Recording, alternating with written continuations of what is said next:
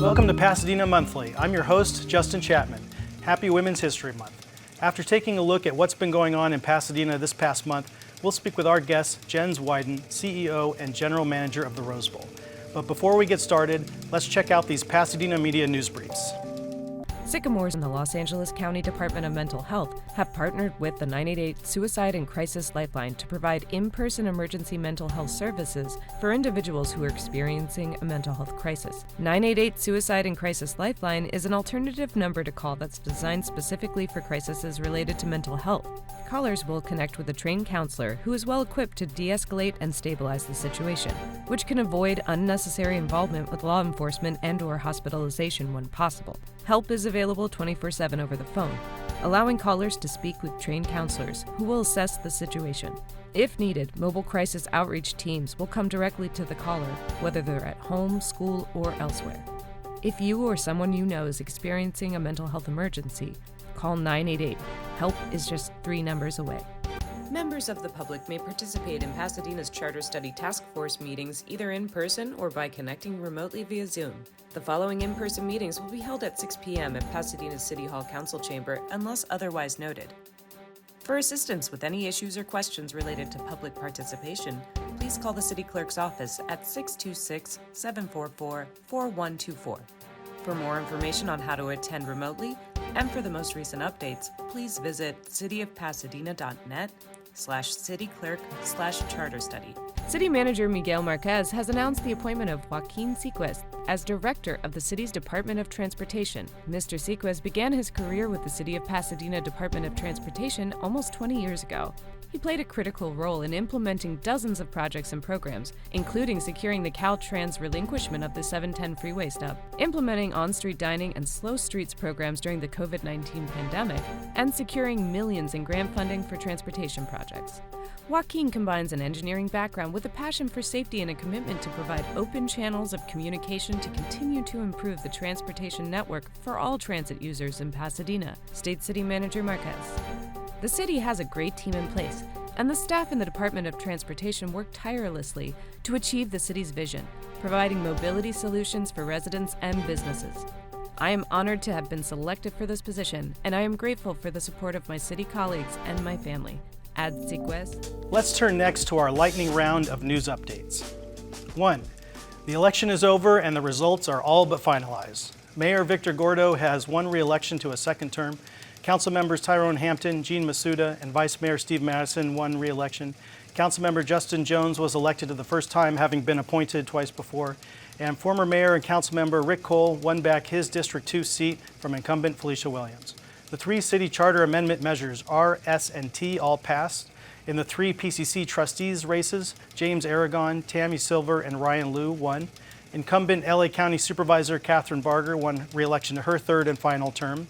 And incumbent Congress member Judy Chu also won re-election. There will be a number of runoffs in November. Incumbent George Gascon and Nathan Hochman in the LA County DA race, Michelle Del Rosario Martinez and John Harabedian in the Assembly race, Elizabeth Wong Allers and Sasha Renee Perez in the State Senate race, Laura Friedman and Alex Balekian in one of the 2 Pasadena congressional seats, and Adam Schiff and Steve Garvey in the Senate race. Countywide so far, voter turnout was a pretty abysmal 29%. Hopefully we can see that increase in November. 2, the PUSD Board of Education reversed course and voted to temporarily relocate Longfellow Elementary students displaced during campus renovations to Allendale Elementary instead of Jefferson Elementary, which has been leased to the City of Pasadena through 2027. The new vote was required because the first vote was taken in violation of the Brown Act, since the item had not been agendized and the public had not been notified. The city uses Jefferson for library, fire, police, and parks department services and programs.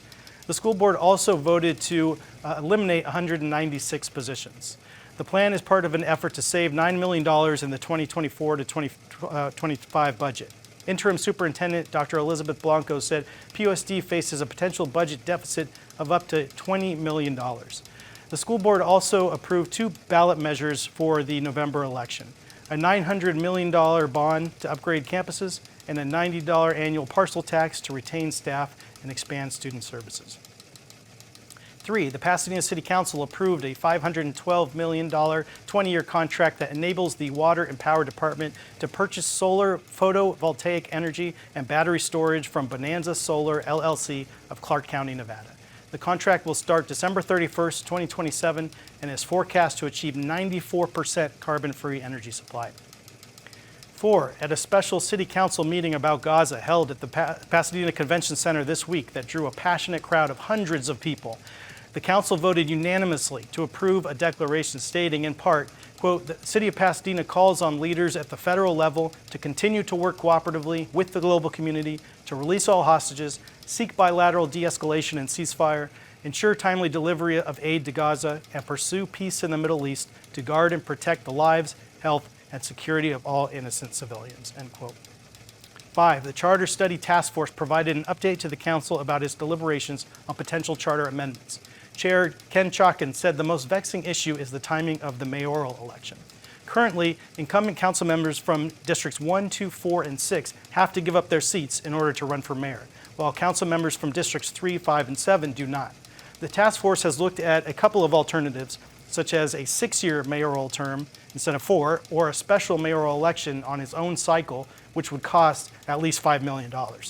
The task force will also study council member compensation and campaign finance contribution limits at upcoming meetings, and has also looked at council member term limits and the vacant mayoral appointment process. 6, the Rental Housing Board established procedures for hearings and appeals related to addressing rent adjustments, and adopted a resolution confirming the executive director's authority over personnel, budget, and delegation of authority in the city's new rent stabilization department. That department also launched a new website, which includes information for tenants and landlords, frequently asked questions, forms, and more at cityofpasadena.net/rent-stabilization. 7, the city's Community Police Oversight Commission hosted 2 community forums this month that focused on pretextual stops, or minor traffic violation stops in which law enforcement officers actually intend to search for evidence of a different crime. The forums gave the public an opportunity to share their experiences and ideas on the topic, which Pasadena Police Chief Eugene Harris said before the forums he was anxious to hear about. The community discussion on the pros and cons of the Pasadena Police Department use of pretext stops will continue. 8, the LA County Board of Supervisors directed the County Department of Public Works and Flood Control District to revive and finish the Arroyo Seco Ecosystem Restoration Feasibility Study, started by Flood Control and the Army Corps of Engineers in 2005 and ended in 2017. The study will identify essential improvements to the Arroyo Seco channel, maximize ecosystem restoration, and ensure flood protection for surrounding communities. 9, doubling down on the on-street dining expansions that restaurants undertook during the COVID pandemic, the City Council appropriated $1.5 million in congressional earmarked initiative funding for the Dine Out Pasadena program, approved a $1.3 million agreement with the Pasadena Community Foundation to co-administer the program, and approved a $150,000 agreement with the Playhouse Village Association for the removal and reinstallation of dining pavilions required for the annual Rose Parade. And 10, the Altadena Hillside gravesite of Owen Brown, one of 20 sons of renowned abolitionist John Brown, has been nominated by the LA County Board of Supervisors for historical landmark status. Owen was born in 1824 in Ohio and later joined his father's historic but doomed raid on Harper's Ferry in 1859 in protest of slavery and in an attempt to launch a slave revolt, for which his father was later hanged. Owen fled Virginia and eventually settled in Pasadena, where he died in 1889 at age 64, the very last survivor of the Harper's Ferry raiders. Altadena's historic preservationists have been trying for decades to get historical landmark status for the gravesite. Our guest, Jens Weiden, CEO and General Manager of the Rose Bowl. Thank you so much for coming on the show. Thanks for having me. I'm excited. Jens took over from longtime general manager Daryl Dunn in July 2022. He previously served as the Rose Bowl Operating Company's Chief Revenue Officer starting in 2013. Prior to joining the RBOC staff, Jens worked for the San Francisco Giants and was responsible for all non-baseball events at Oracle Park. He has also held positions at 24 Hour Fitness Corp, where he led marketing efforts, and at the American Golf Corporation, where he was general manager. Let's start with just telling us, what are the events coming up this year at the Rose Bowl and the surrounding area? Yeah, so our event season is really going to start this year for us in May. We're really in planning period right now. We have a lot of budgeting and capital that we're planning out with the city and with our internal groups. But our event season usually starts around May, and this year we have two great festivals, Cruel World on May 11th and Just Like Heaven on May 18th, which are our music festivals that we do on the golf course with AG Golden Voice. So our season really starts there. We have a really exciting soccer match on July 4th. We're going to welcome LAFC and the Galaxy back on July 4th with fireworks to follow. I always say that because sometimes word gets out there's no fireworks. We will always do fireworks on the 4th of July. And then, we really get into what we're excited about is the UCLA season. This will be our first season with UCLA in the Big Ten. We have great matchups. It's hard to say it, but USC and Oregon are now Big Ten matchups for UCLA. And then working on rounding out the year with some additional soccer and other programming. But yeah, no, we're excited to get going in May. Tell us about the history of that combination, soccer and fireworks, which for a long time it was just a fireworks show, or America Fest. Yeah, so America Fest has a long tradition. We're really proud of that. But when the LA Galaxy actually played here in the late 90s, early 2000s, we would always do a soccer game with fireworks afterwards. So when the LA Galaxy came back, the Galaxy are owned by AEG, which is one of our key partners on programming. And they came back and said, hey, what if we brought the biggest soccer match of the year in MLS to the Rose Bowl and we played LAFC? Last year we were ecstatic about it because what it really does is it allows more people to engage and be part of that great event. And then when they came back to us this year and said, hey, let's do it again, we were ecstatic. So it's great in that we've always had, the content has always changed during the 4th of July. So in America Fest, we've tried bands and we had motorcycle jumps and a multitude of different things. But for us, playing a soccer match has seemed to be the thing that brings the most people out. And we always love to have as many people as possible be able to enjoy this wonderful asset in the Central Arroyo on the 4th of July. What can residents do if issues arrive on event days? And will there be any changes to traffic operations or other operations from any lessons learned from last year? For the past 2.5, 3 years, we've actually averaged 22 to 25 events a year, large-scale events. We call them displacement events. We do a multitude of other events, runs and walks and corporate events at the stadium. But from those large-scale events, we've done a larger number. I think one of the things that needs to be noted is that of those events, the majority of those are festivals, and our festivals are a little different. Our festivals have lower attendance by most accounts. Usually a festival will have 20 to 30,000 people per day. And the other really neat thing about the festivals is they show up throughout the day. So you may want to get to the festival at noon to be able to watch one of the opening bands. I might not get there till 6 because I just want to see the headliner, get some food, and hang out.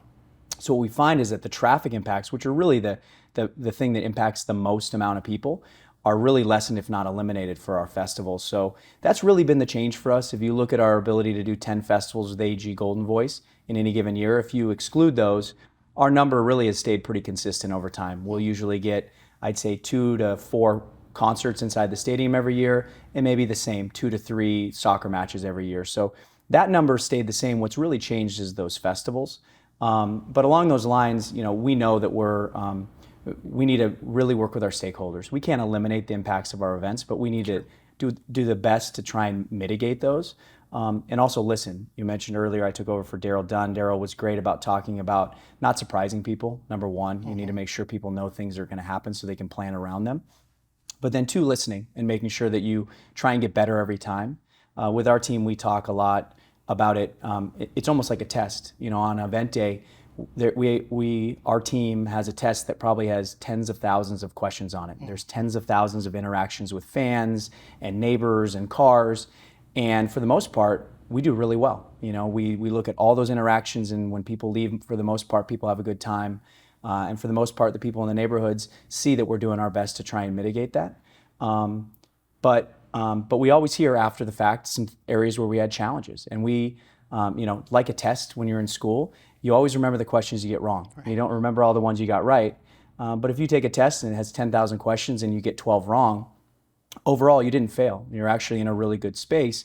But as a leader, you need to really focus on how do we try and get those 12 right, because we know at the next event there'll be 12 to 15 new ones that we didn't anticipate that we're going to have to learn from.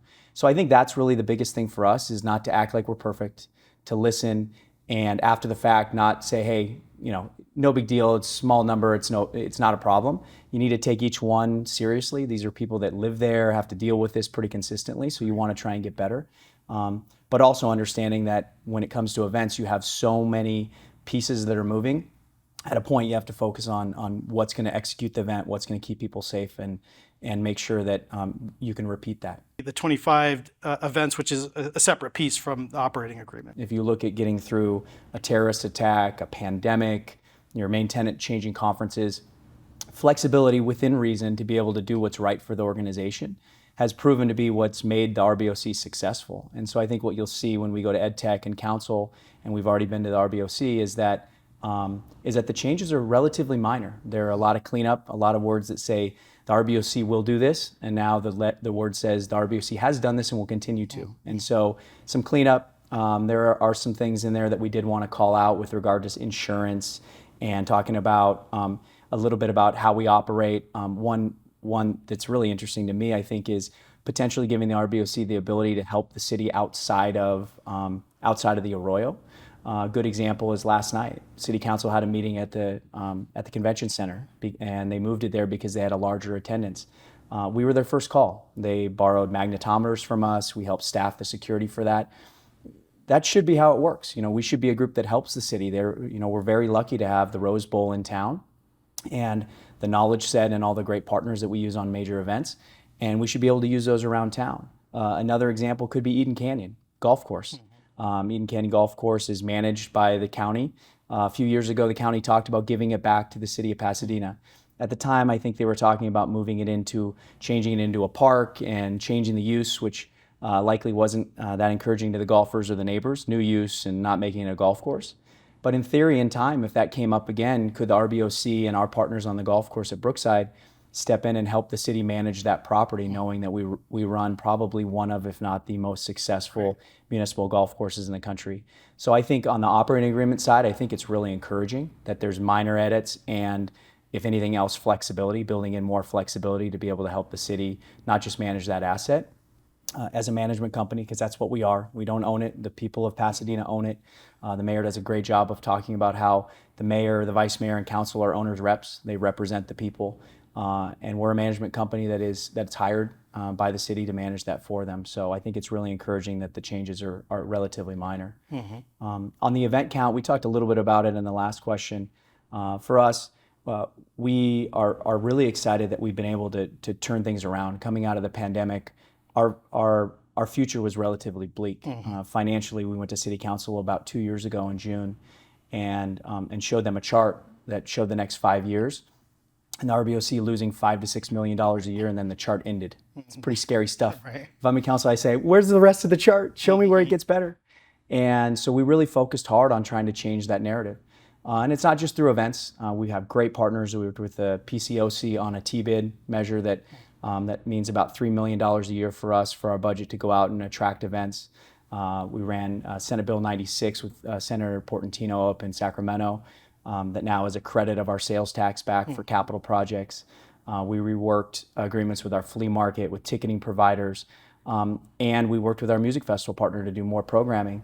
And what that's done is, and we're going to show tonight at EdTech and at Council and subsequent meetings, is we've been able to flip our 5-year pro forma by close to $28 million. We were hoping to break even within the next 2 to 3 years. There's a path for us to have a break-even budget this year, with us covering 100% of our bond debt, not just this year, but in perpetuity. And what that does for us is it gives us a balanced budget, which is important. But what it really does is it enables us to focus on the capital needs at the stadium. We have a wonderful foundation called Legacy that has raised tens of millions of dollars for a publicly owned building. These are private individuals that go out and ask their friends, donate themselves, help us make connections to fundraise for capital projects. And what a balanced budget has done for us is it's enabled Legacy to go out and say, hey, the budget's balanced. Operations-wise, they got it covered.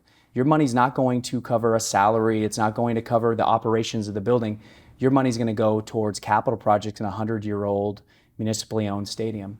And what we found is us being able to balance our budget or get to that point where we're close to doing that this year. It's making those conversations for our net promoters much easier. Now it's, okay, so now let's not talk about the operations. Let's talk about capital. What do we need to invest in? Gas and water lines, new seating products, all the things that are going to keep us special and historic and a National Historic Landmark, but also make the fan experience something that people want to come back for time and time again. And so to me, that is one of the best parts about balancing our budget, is really that it enables Legacy to be successful. What is the status of the family mini golf project? Yeah, so family golf for us, our golf courses, as we look at competitive balance, there's a lot of new buildings in town. There's one called SoFi. I don't know if you've heard of it, but it's the newest, biggest in the world. But the list goes on. BMO Stadium, Dodger Stadium, the Coliseum, Dignity Health. And so if you look at this, we're probably in the most competitive market in the world. What we found is that our setting is what sets us apart. That's why we talked about earlier, our music festival programming has taken off for us, because it takes advantage of this beautiful setting at the base of the San Gabriels, and it allows public that maybe don't go to football games or golf to come use one of Pasadena's great city parks. And so we found that site is huge for us. Golf at the same time has taken off. The pandemic was very good for golf. I'm also really proud of our team. We've made some decisions since we've taken over that course on a management agreement to be able to take back some control. We've changed to only foursomes, no fivesomes. We spread out our tee times, so now you can play a round of golf at Brookside in 4.5 hours. The course qualities is as good as it's ever been. We have the city championship this weekend, and it is going to be a great showcase for how wonderful that course is. And so for us, what we're trying to do is we're trying to fill the bucket back up. We can't just take advantage of this wonderful surge in golf revenues and that golf is popular again and assume this is going to be the case forever. Right. Studies and the market show us that the future of golf is not just green grass golf playing 18 holes and going home. It is people on a driving range that maybe want to spend an hour, not 4 hours. It's interactive. Top Golf is taking off, and we are not trying to build a Top Golf facility, but can we add technology to our existing driving range so that people can watch their ball and track it, or play Pebble Beach virtually with their friends in an hour and a half? Another component of that is miniaturized golf. Mini golf of the old was windmills and clown's mouse. That's not what this is. This is probably the fastest growing segment in golf. Tiger Woods has a company called PopStroke, and it's taking over. They're popping up all over the country because it's a way that anyone that lives in Pasadena can come and they can interact with the game. And to go to the point of filling up the bucket, what we really believe is that if we do this, what we're going to do is we're going to expose the game to the next generation of golfers that might want to go out and then maybe play 9 holes and then 18 holes, because that's really our charge, is to not just take advantage of the market now, it's to grow it. And we have done that with the First Tee of Greater Pasadena. We actually founded the First Tee of Pasadena, and it's done an amazing job, not just introducing people to the game, but giving people that couldn't afford to be part of the game the chance to get into it. And it's amazing the transformation you see in them when they become part of that game. And we believe that this is the next step of that. When it comes to next steps, we just brought on a new partner, Troon, who's the biggest golf course management company in the country. They're going to bring in about $4.5 million in capital to be a partner on this project, which we think is really good. Not just a show to the RBOC, but to the city, that private industry believes this is the right move as well. And they're going to help us as we do community meetings, and then at some point go back to city council and talk to them about what the impacts of this could be. Everything from lights to trees to traffic to the economic impact. And so we welcome that. I think this is an asset that's owned by the city of Pasadena, so it needs to be what the city of Pasadena wants. Sure. It was, of course, disappointing that the Rose Bowl wasn't selected as part of the 2026 World Cup. But when will we know if it will potentially play a role in the 2028 Olympics? Right now, we're going to break it on your show. So that we're excited to announce, and it's been out there for a while in the inner circles of our venues, is that we're going to be the host for the finals and semifinals for both men's and women's soccer for the Olympics, which is great for us. We'll be the second building to host the Olympics 3 times, us in the Coliseum. We actually had Olympic track cycling in the 30s. In the 80s, we were soccer, and now we're going to be soccer again. But the Olympics are a great partner. Nothing against the World Cup. The model just really didn't work for us. The World Cup wanted you to put tens of millions of dollars into your building for very specific capital projects for them that didn't necessarily help our tenants at all, help us operationally, and they kept all revenues. So that model for a municipally owned stadium is very tough. Right. The Olympics are a 180 of that. The Olympics want to invest capital into the Rose Bowl that's going to be generational capital, that's going to have a legacy. They're going to pay to use the building and pay all expenses.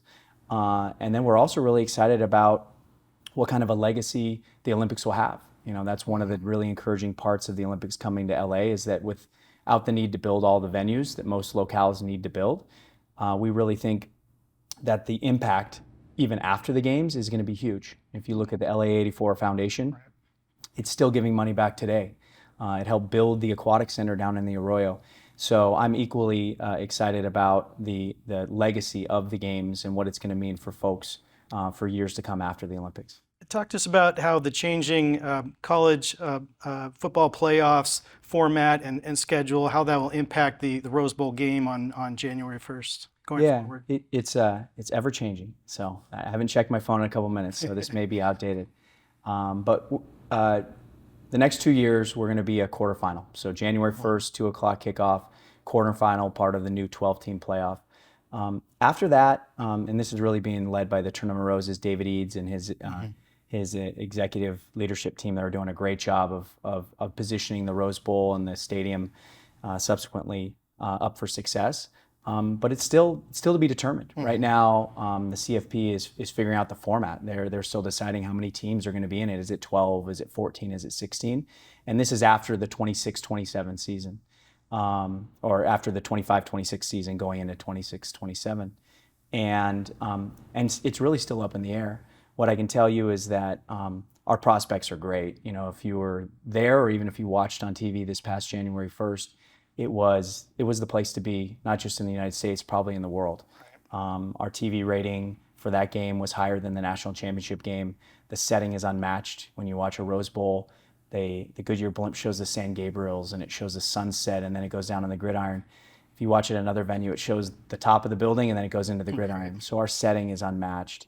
And I think that sets up really well long term, because TV, the CFP are going to have a really big stake in deciding where the games are played, when they're played. And the fact that the Rose Bowl game is can't miss programming for people around the globe to tune in to see that sunset. If you live in the Midwest, probably throw your remote control of the TV because it's -10 and here we're in shorts and t-shirts. But that was the point of the game in the parade, I think, originally, was a little bit of a flex to try and get your friends to either move here or show them that you made the right decision moving here for the winter. Well, Jens, thank you so much for taking the time. I know you're juggling a lot of events and projects, so really appreciate you coming on the show and talking to us about your work. Appreciate it. Thank you. Before we go, here is This Month in Pasadena History. It was this month in 1971 when author Hunter S. Thompson checked into the Ramada Inn just outside Pasadena city limits at Colorado Boulevard and Huntington Drive in Arcadia, just across the street from Santa Anita Racetrack. There, he typed up his notes from his recent trip to Las Vegas for what would become his cult classic, Fear and Loathing in Las Vegas, a savage journey to the heart of the American dream, a book that launched a whole new style of journalism, gonzo. Thompson said gonzo journalism is a style of reporting based on William Faulkner's idea that the best fiction is far truer than any kind of journalism, in which the reporter records events on their notebook as they happen, then send in the notebook for publication without editing, essentially stream of consciousness reporting. And the writer must also be a participant in the scene while he's writing. He added that Fear and Loathing was a failed experiment in gonzo journalism, though many may disagree with him on that point. The Ramada Inn, where he stayed, is now the Le Meridien Pasadena Arcadia Hotel. Thank you all so much for joining me for this episode of Pasadena Monthly. Tune in every fourth Friday of the month at 5 p.m.